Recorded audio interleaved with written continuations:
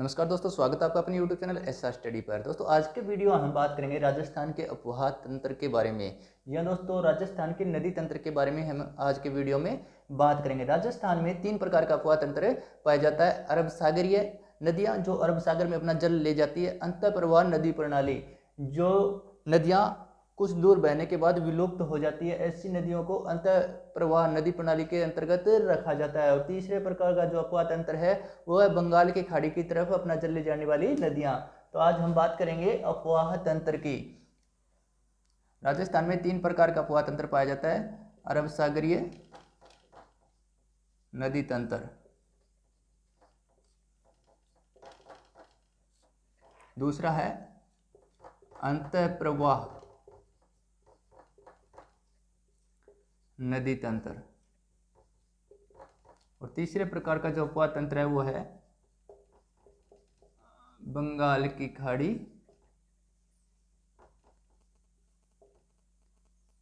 का अफवाह तंत्र। राजस्थान में 17% जो नदी प्रणाली है वो है अरब सागरीय नदी प्रणाली, और 60% क्षेत्र पर अंतः प्रवाह नदी तंत्र पाया जाता है, और 23% क्षेत्र पर बंगाल की खाड़ी का अफवाह तंत्र पाया जाता है। राजस्थान में अरावली है वो जल विभाजक रेखा का काम करती है। कुछ नदियों को अरब सागर की तरफ धकेलती है और कुछ नदियों को बंगाल की खाड़ी की तरफ। तो दोस्तों अरावली पर्वतमाला को जल विभाजक रेखा माना जाता है। देश में सर्वाधिक अंतः प्रवाह जो क्षेत्र है वो राजस्थान के अंदर पाया जाता है, क्योंकि यहाँ पर मरुस्थल का विस्तार सर्वाधिक है। राजस्थान में सतही जल, देश के कुल सतही जल का 1.16% भाग पाया जाता है। कुल सतही जल का राजस्थान में 1.16% है। और भूमिगत जल की अगर बात की जाए, भूमिगत जल, देश के कुल भूमिगत जल का 1.67% भाग राजस्थान में पाया जाता है। ये बात की हमने जल की।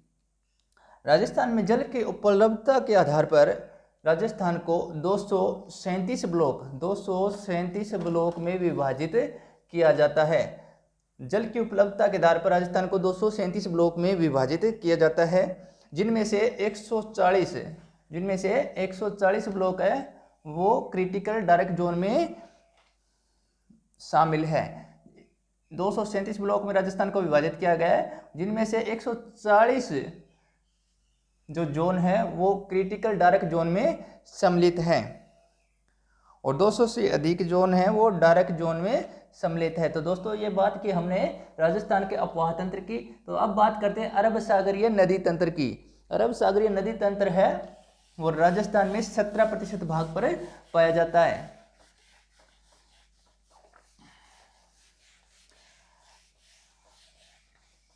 अरब सागरीय नदी तंत्र की अब हम बात करेंगे। अरब सागरीय नदी तंत्र, दोस्तों राजस्थान की जो 4 नदियां हैं मुख्य, वो अपना जल है अरब सागर में ले जाती है। तो अरब सागर की जो मुख्य नदी है वो है लूणी, माही,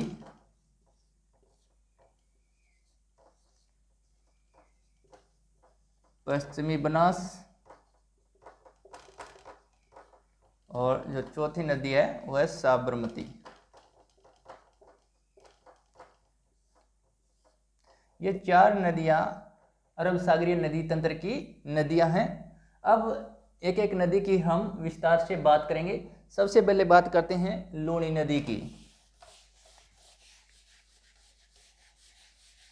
सबसे पहले बात करेंगे लूणी नदी की।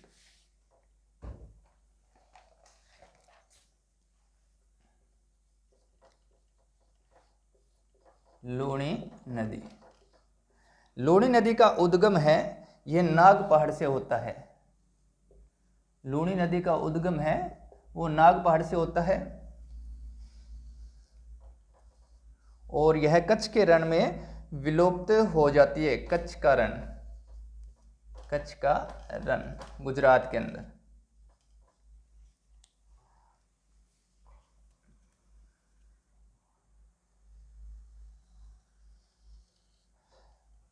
इसका उद्गम नाग पहाड़ से होता है। नाग पहाड़ ये अजमेर में है। इसकी कुल लंबाई की अगर बात की जाए, लंबाई इसकी कुल लंबाई है इसकी 495 किलोमीटर। और राजस्थान के अंदर अगर लंबाई की बात की जाए तो 350 किलोमीटर ही है, राजस्थान के अंदर बहती है। अगर इसकी सहायक नदियों की बात की जाए तो बांडी, गुहिया, लीलड़ी, मीठड़ी, सुकड़ी, जवाई और सागी।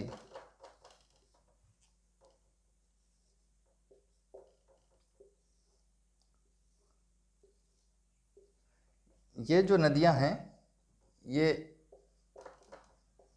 पाली जिले की नदियां हैं। और दाईं तरफ से मात्र एक नदी लूनी नदी में मिलती है, वो है जोजड़ी। ये नागौर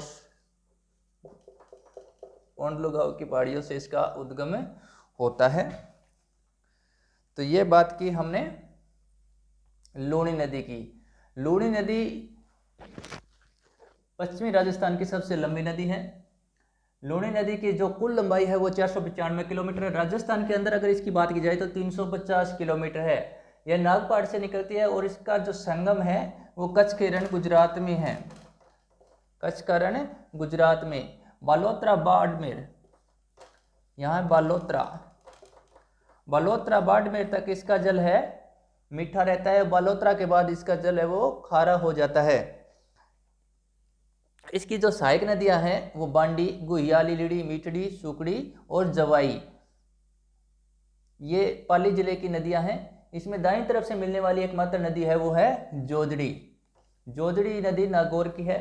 कोंडलू गांव की पहाड़ियों से इसका उद्गम होता है।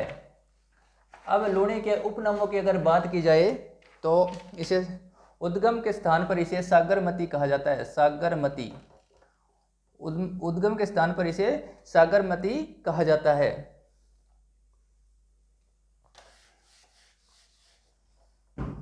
लूनी नदी के उपनाम है सागरमती, आदि मीठी, आदि खारी नदी, आदि मीठी, आदि खारी, लवणवती और अंतःसलीला। लूनी नदी को अंतःसलीला कालिदास के द्वारा कहा गया था। कालिदास, मोस्ट इंपॉर्टेंट क्वेश्चन बनता है दोस्तों। अंतःसलीला किस नदी को कहा जाता है? तो ये लूनी नदी को कहा जाता है। और ये अंतःसलीला नाम लूनी नदी को कालिदास के द्वारा दिया गया था। ये बात की हमने लूनी नदी की। बालोतरा दोस्तों बाड़मेर तक इसका जल है वो मीठा रहता है। बालोतरा में लूनी नदी के कारण बाढ़ आ जाती है। जोजड़ी नदी है दोस्तों, जोजड़ी लूनी में दाईं ओर से मिलने वाली एकमात्र नदी है और लूनी की एकमात्र नदी जो अरावली की पहाड़ियों से नहीं निकलती है वो है जोजड़ी। लूनी राजस्थान के कुल अपवाह क्षेत्र का 10.40%, 10.40% है। राजस्थान के कुल अपवाह क्षेत्र का 10.40% है। थार मरुस्थल यानी पश्चिमी राजस्थान की यह सबसे लंबी नदी है लूनी नदी। पश्चिमी राजस्थान की सबसे लंबी नदी है लूनी नदी। अब बात करते हैं लूनी नदी के बांध की। बांध परियोजनाएं, लूनी नदी की बांध परियोजनाएं। सबसे पहले जो परियोजना है वो है जसवंत सागर, जसवंत सागर परियोजना। यह कहाँ पे है दोस्तों? इसे पिचियाक बांध भी कहा जाता है। पिचियाक, यह जोधपुर में है। जोधपुर के अंदर है। लूनी नदी पर। दूसरी जो मुख्य परियोजना है लूनी की वो है बांकली बांध। कई बार एग्जाम में पूछा जाता है बांकली बांध कौन सी नदी पर है, तो यह बांध है सुकड़ी नदी पर, सुकड़ी नदी पर और जालौर में है। तीसरा जो बांध है मुख्य वो है हेमावास, हेमावास बांध। हेमावास है ये पाली में है, बांडी नदी पर। चौथा जो मुख्य बांध है वो है जवाई बांध। जवाई बांध है ये भी पाली में है, जवाई नदी पर है। जवाई बांध की अगर बात की जाए तो इसे मारवाड़ का अमृत सरोवर भी कहा जाता है। मारवाड़ का अमृत सरोवर, कई बार एग्जाम में पूछा जाता है दोस्तों अमृत सरोवर। तो ये जवाई बांध को कहा जाता है मारवाड़ का अमृत सरोवर। दोस्तों पेयजल आपूर्ति है जवाई बांध से वो होती है पाली, जोधपुर और सिरोही को। पानी की कमी आने पर सेई जल सुरंग से इसे आपूर्ति की जाती है। सेई जल सुरंग दोस्तों साबरमती की सहायक नदी है सेई, उस पर एक जल सुरंग का निर्माण किया गया है सेई जल सुरंग। यह दोस्तों उदयपुर से पाली है।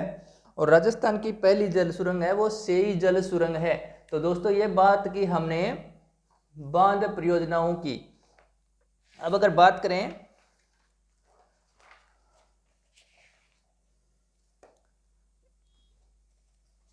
लूनी नदी कितने जिलों में बहती है, तो ये ट्रिक से हम याद रख सकते हैं। लूनी नदी कितने जिलों में बहती है, ये ट्रिक से हम याद रख सकते हैं। अपना बजाज, इस ट्रिक से हम याद रख सकते हैं कि लूनी नदी कितने जिलों में बहती है। अजमेर, पाली, नागौर, बाड़मेर, जालौर और जोधपुर। इन 6 जिलों में लूनी नदी है वो बहती है। इस ट्रिक से हम इसे याद रख सकते हैं। तो ये बात की हमने लूनी नदी की। अब बात करते हैं माही नदी की। नेक्स्ट जो नदी है अरब सागरीय तंत्र की वो है माही नदी। माही नदी का उद्गम है वो मध्य प्रदेश के धार जिले की मेहद झील से, विंध्याचल पर्वतमाला की मेहद झील से इसका उद्गम होता है माही नदी। इसका उद्गम है मेहद झील, मेहद झील से होता है। धार जिला, मध्य प्रदेश के धार जिला है, विंध्याचल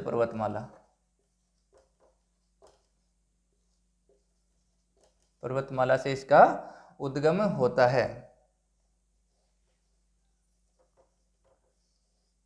ये होगी मेहद झील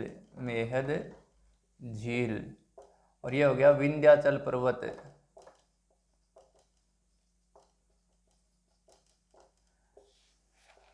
ये माही नदी है, खंभात की खाड़ी में इसका संगम होता है। खंभात की खाड़ी गुजरात में।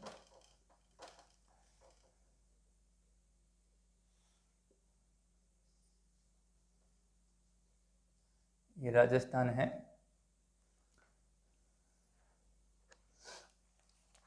माही नदी खादू ग्राम के पास, खादू गांव में से यह राजस्थान में प्रवेश करती है। खादू गांव, चित्तौड़गढ़ का खादू गांव। यहाँ बांसवाड़ा, डूंगरपुर बांसवाड़ा 2 जिलों में यह बहती है। माही बजाज सागर बांध है वो बांसवाड़ा में, माही बजाज सागर। दूसरा जो बांध है वो है कागदी पिकअप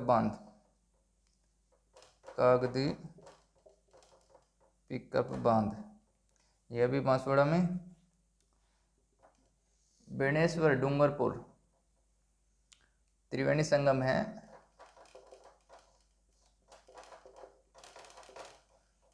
बेणेश्वर माही, सोम, जाखम, माही, सोम, जाखम नदियों का त्रिवेणी संगम है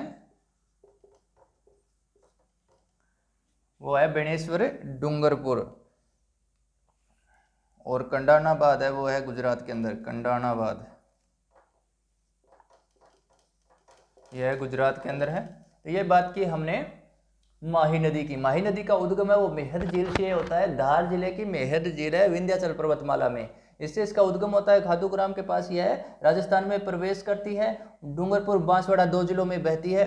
और कर्क रेखा को 2 बार काटने वाली एकमात्र नदी है विश्व की, वो है माही नदी।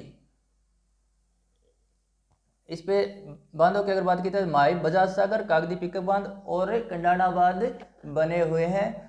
बेणेश्वर धाम है डूंगरपुर में, वहां पर माही, सोम, जाखम नदियों का संगम होता है, इसे त्रिवेणी संगम भी कहते हैं, बेणेश्वर धाम। ये बात की हमने माही नदी की। माही नदी की अगर लंबाई की बात की जाए तो 576 किलोमीटर यह लंबी है, 576 किलोमीटर माही नदी है वो 576 किलोमीटर लंबी, इसकी कुल लंबाई है 576 किलोमीटर। अगर राजस्थान के अंदर इसकी लंबाई की बात की जाए तो 171 किलोमीटर यह राजस्थान में बहती है, 171 किलोमीटर। अब अगर बात की जाए अपवाह क्षेत्र की, राजस्थान में इसका अपवाह क्षेत्र मात्र 2 जिलों में है, डूंगरपुर और बांसवाड़ा, 2 जिलों में इसका अपवाह क्षेत्र पाया जाता है। इसके सहायक नदियों की अगर बात की जाए तो ये एक ट्रिक से हम याद रख सकते हैं। सहायक नदियाँ, माही नदी की सहायक नदियों की ट्रिक है ए अन्ना, 4 पाई में सोजा, 4 पाई में सोजा, ए अन्ना 4 पाई में सोजा। इस ट्रिक से हम माही नदी की सहायक नदियाँ याद कर सकते हैं। एराव, अनास, चाप, मोरेन, सोम और जाखम, ये माही नदी की सहायक नदियों को याद करने की ट्रिक है। ए अन्ना 4 पाई में सोजा, एराव, अनास, चाप, सोम, जाखम और मोरेन, ये इसकी सहायक नदियाँ हैं। अब इसके उपनाम की, माही नदी के उपनाम की अगर बात की जाए तो वागड़ की गंगा, आदिवासियों की गंगा, वागड़ की गंगा, आदिवासियों की गंगा, कांठल की गंगा या दक्षिणी राजस्थान की सवर्ण रेखा, इन उपनामों से इसे जाना जाता है। त्रिवेणी संगम है बेणेश्वर धाम नवाटापारा में है। सोम, माही, जाखम नदियाँ यहाँ पे मिलती है और माघ पूर्णिमा को यहाँ मेले का आयोजन किया जाता है। इसे आदिवासियों का कुंभ कहा जाता है। बेणेश्वर धाम को आदिवासियों का कुंभ कहा जाता है। इसमें सर्वाधिक भील जनजाति के लोग आते हैं। बेणेश्वर धाम में सबसे ज्यादा भील जनजाति के लोग आते हैं। तो ये बात की हमने अरब सागरीय अपवाह तंत्र की माही नदी की। माही नदी की कुल लंबाई है 576 किलोमीटर और राजस्थान में 171 किलोमीटर यह बहती है। इसके उपनामों की अगर बात की जाए तो बागड़ की गंगा, कांटल की गंगा, आदिवासियों की गंगा या दक्षिणी राजस्थान की सवर्ण रेखा के नाम से माही नदी है वह जानी जाती है। तो ये बात कर ली हमने माही नदी की। इसके बाद अगर बात करें तो माही नदी कर्क रेखा को 2 बार काटती है। अब अगर बात करें विश्व की,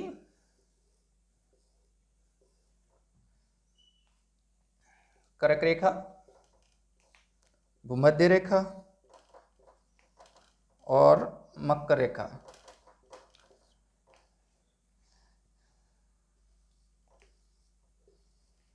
नदियां कैसे याद रखेंगे, कौन सी नदी किस रेखा को 2 बार काटती है, तो इसे हम माँ काली से याद रख सकते हैं। माँ काली,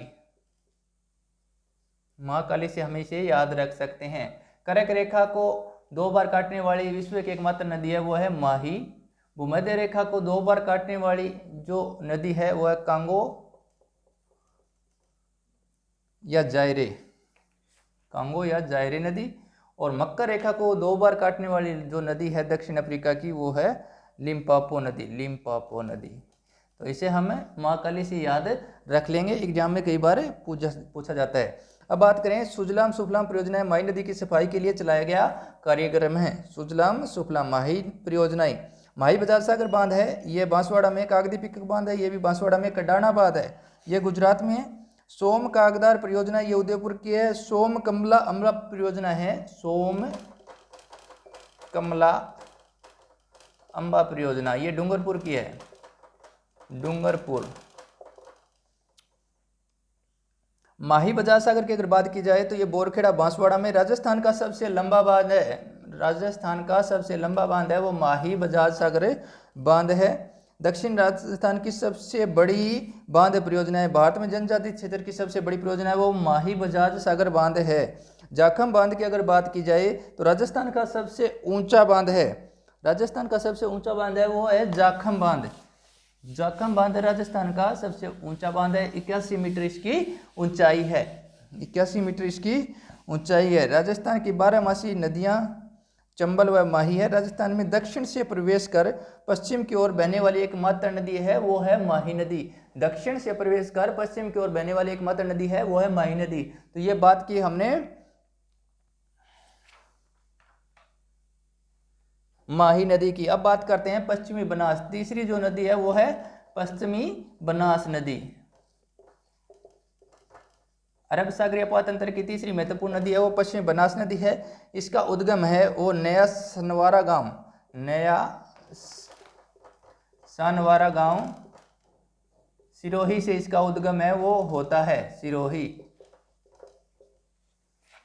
और इसका जो संगम है वो है लिटिल रन क्षेत्र, लिटिल कच्छ का रन, गुजरात में।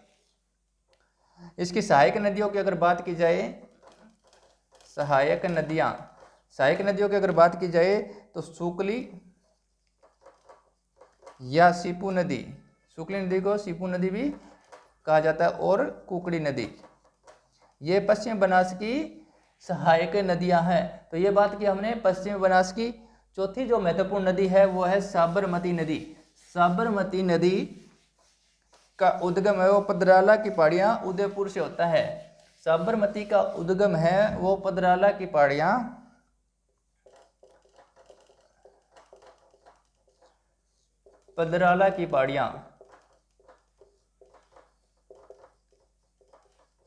उदयपुर से इसका उद्गम है होता है,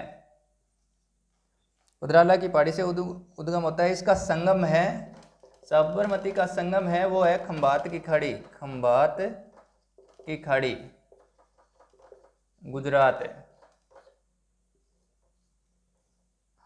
इसकी लंबाई की अगर बात की जाए, साबरमती नदी की जो लंबाई है वो है 416 किलोमीटर, 416 किलोमीटर। और राजस्थान की अगर बात की जाए तो राजस्थान में इसकी लंबाई मात्र 45 किलोमीटर है।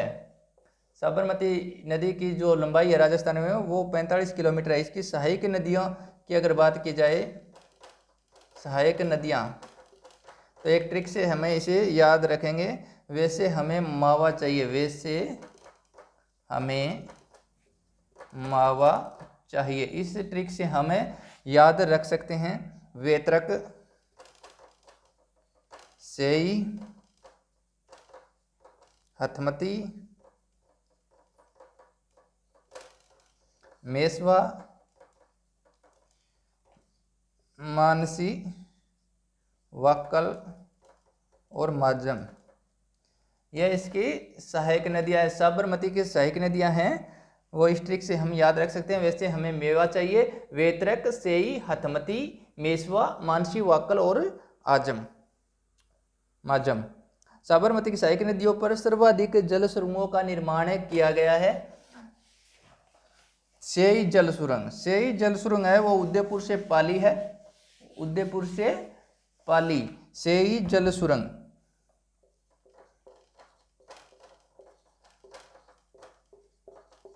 सेई जल सुरंग यह उदयपुर से पाली तक है। राजस्थान की पहली जल सुरंग है, राजस्थान की पहली जल सुरंग है वो है सेई जल सुरंग। जवाई बांध में जल की कमी होने पर से जल सुरंग के माध्यम से वहाँ पानी की आपूर्ति वो की जाती है। दूसरी जो मुख्य सुरंग है वो मानसी वाकल जल सुरंग, यह उदयपुर में है, उदयपुर के अंदर है। देवास पेयजल परियोजना इस पर संचालित है। देवास पेयजल परियोजना है वो मानसी वाकल जल सुरंग पर संचालित है। वर्तमान में इसका नाम है वो चेंज कर दिया गया है। मानसी वाकल जल सुरंग का नाम है वो मोहनलाल सुखाड़िया